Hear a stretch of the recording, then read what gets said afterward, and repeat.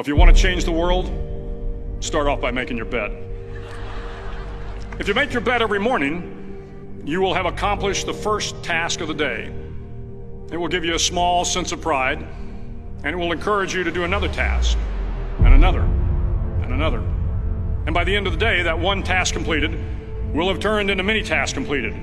Making your bed will also reinforce the fact that the little things in life matter. If you can't do the little things right, you'll never be able to do the big things right. And if by chance you have a miserable day, you will come home to a bed that is made, that you made. And a made bed gives you encouragement that tomorrow will be better. To pass SEAL training, there are a series of long swims that must be completed. One is the night swim. Before the swim, the instructors joyfully brief the students on all the species of sharks that inhabit the waters off San Clemente. They assure you, however, that no student has ever been eaten by a shark, at least not that they can remember. But you are also taught that if a shark begins to circle your position, stand your ground. Do not swim away. Do not act afraid. And if the shark, hungry for a midnight snack, darts towards you, then summons up all your strength and punch him in the snout, and he will turn and swim away. There are a lot of sharks in the world.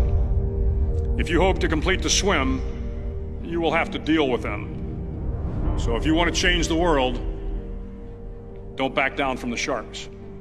Over a few weeks of difficult training, my SEAL class, which started with 150 men, was down to just 42. There were now 6 boat crews of 7 men each. I was in the boat with the tall guys, but the best boat crew we had was made up of the little guys, the Munchkin crew, we called them. No one was over 5'5". The Munchkin boat crew had 1 American Indian, 1 African American, 1 Polish American, 1 Greek American, 1 Italian American, and 2 tough kids from the Midwest. They out-paddled, outran, and outswam all the other boat crews. The big men in the other boat crews would always make good-natured fun of the tiny little flippers the Munchkins put on their tiny little feet prior to every swim. But somehow these little guys from every corner of the nation and the world always had the last laugh, swimming faster than everyone and reaching the shore long before the rest of us. SEAL training was a great equalizer. Nothing mattered but your will to succeed, not your color, not your ethnic background, not your education, not your social status. If you want to change the world, measure a person by the size of their heart, not by the size of their flippers. The 9th week of training is referred to as Hell Week. It is 6 days of no sleep, constant physical and mental harassment, and 1 special day at the Mud Flats. The Mud Flats are an area between San Diego and Tijuana where the water runs off and creates the Tijuana Sloughs, a swampy patch of terrain where the mud will engulf you. It is on Wednesday of Hell Week that you paddle down to the Mud Flats and spend the next 15 hours trying to survive the freezing cold, the howling wind, and the incessant pressure to quit from the instructors. As the sun began to set that Wednesday evening, my training class, having committed some egregious infraction to rules, was ordered into the mud. The mud consumed each man till there was nothing visible but our heads. The instructors told us we could leave the mud if only 5 men would quit. Only 5 men, just 5 men, and we could get out of the oppressive cold. Looking around the mud flat, it was apparent that some students were about to give up. It was still over 8 hours till the sun came up. 8 more hours of bone-chilling cold.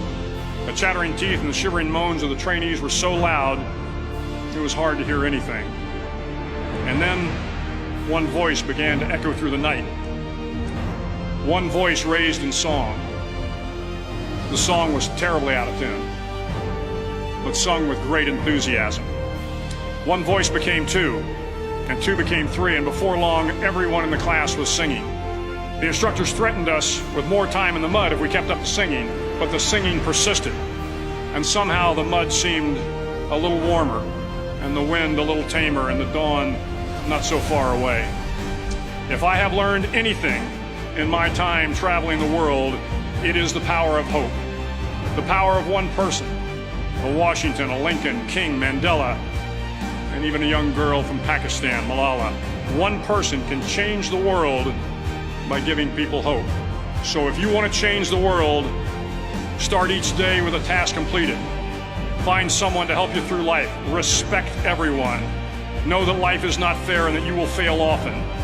But if you take some risks, step up when the times are the toughest, face down the bullies, lift up the downtrodden, and never ever give up. If you do these things, the next generation and the generations that follow will live in a world far better than the one we have today. And what started here will indeed have changed the world for the better.